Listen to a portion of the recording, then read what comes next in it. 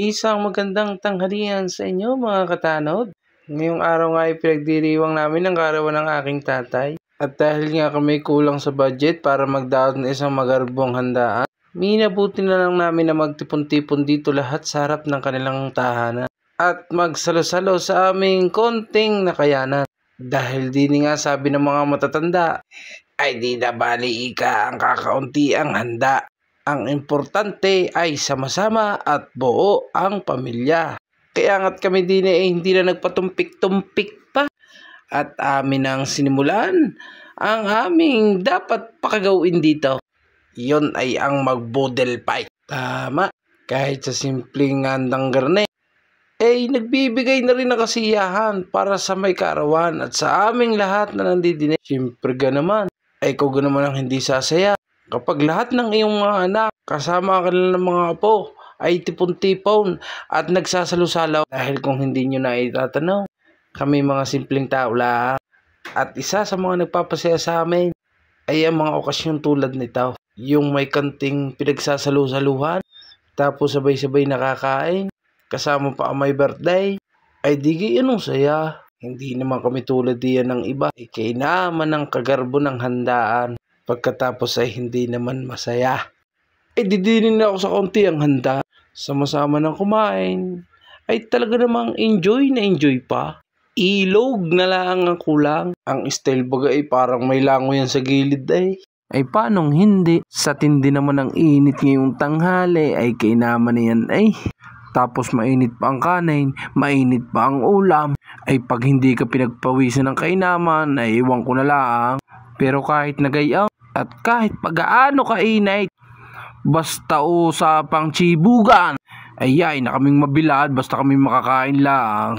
Kahit na pagpawisan ng tigpi-tigbi diyan, basta busog ang tiyan. Dahil sa tunay nga lang, ay iba rin nga ang nakain sa dahon ng sagay. Tapos samahan pa ng maraming kasabay.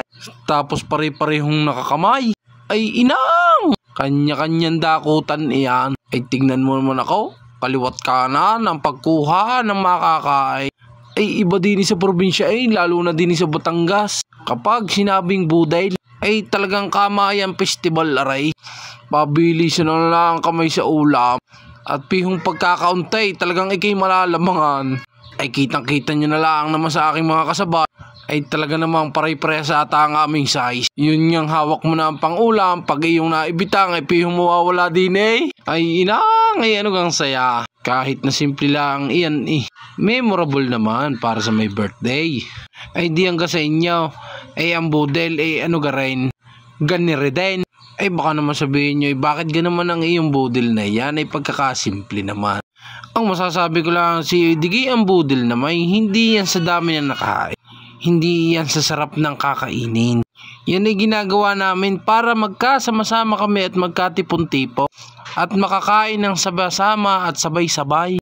Dahil sa dami na nga at may kanya-kanya na nga tayong mga buhay tulad naming magkakapatid na may sarili-sarili ng mga pamilya ay hindi na namin nakakasabay ang aming mga mahal sa buhay tulad ng aming ama at ina. Kaya nga tuwing kaarawan na lamang nila kami nakakapag-garne.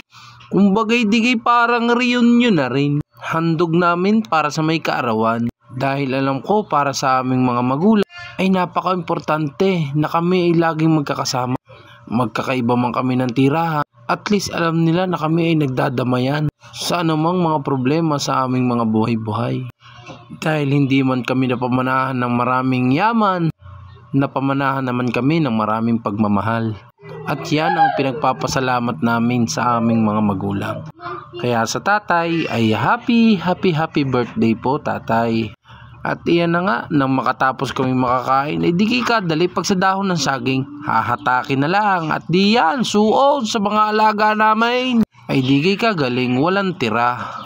O siya mga katanod, marami pong salamat sa pagsuporta at laging pagsubaybay sa aking mga ginagawang video. Hanggang dito na lamang mga katanod, marami pong salamat. Paalam!